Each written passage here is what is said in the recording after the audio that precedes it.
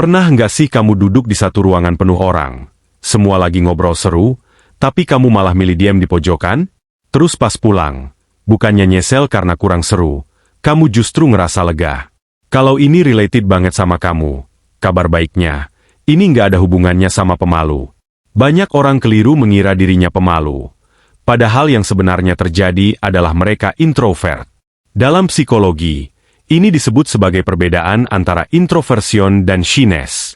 Pemalu itu soal rasa takut dinilai negatif. Ada kecemasan sosial di situ. Sementara introvert itu soal dari mana energimu berasal, dan gimana caranya energi itu terisi ulang. Psikolog Carl Jung, yang pertama kali memperkenalkan konsep ini, menjelaskan bahwa introvert mengarahkan energinya ke dalam, ke dunia pikiran, sementara ekstrovert mengarahkan energinya keluar, ke interaksi dan stimulasi.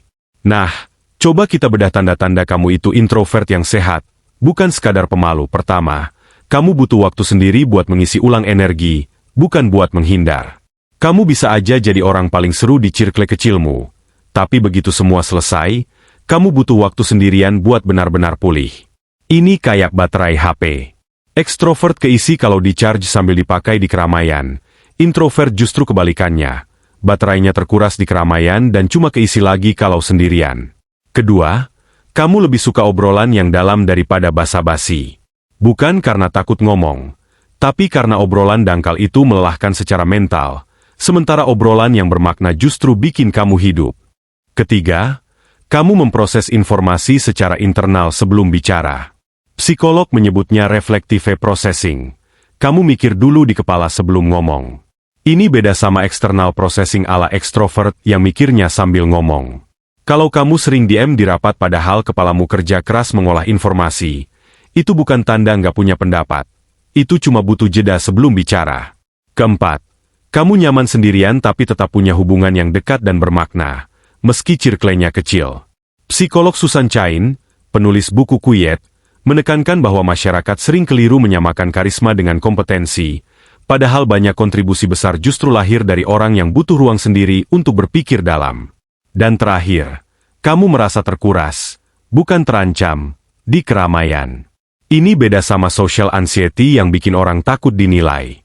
Kalau kamu introvert, yang kamu rasakan itu capek, karena otakmu terus memproses stimulus dari luar. Psikolog Elaine Aron menyebut ini sensory processing sensitivity. Sebagian orang memang secara biologis lebih sensitif terhadap rangsangan lingkungan.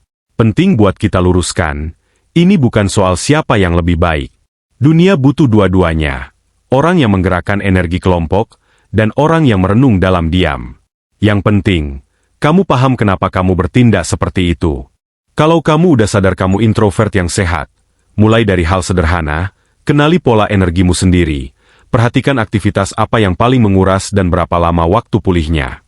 Lalu, berani jujur ke orang terdekat soal kebutuhanmu, cukup bilang kamu butuh waktu sendiri buat recharge. Jangan paksa ikut semua ajakan sosial hanya karena takut dianggap nggak asik, dan mulai hargai waktu sendirianmu sebagai ruang paling jernih buat berpikir. Jadi kalau kamu lebih milih sendirian, lebih milih obrolan yang dalam, atau butuh waktu mikir sebelum ngomong, itu bukan berarti kamu pemalu atau kurang percaya diri. Kamu cuma punya cara kerja energi yang berbeda. Dan dari keheningan itulah, seringkali lahir pemikiran yang paling jujur tentang siapa dirimu sebenarnya. Kalau video ini related, coba kasih diri kamu izin buat nggak selalu jadi orang paling rame di ruangan.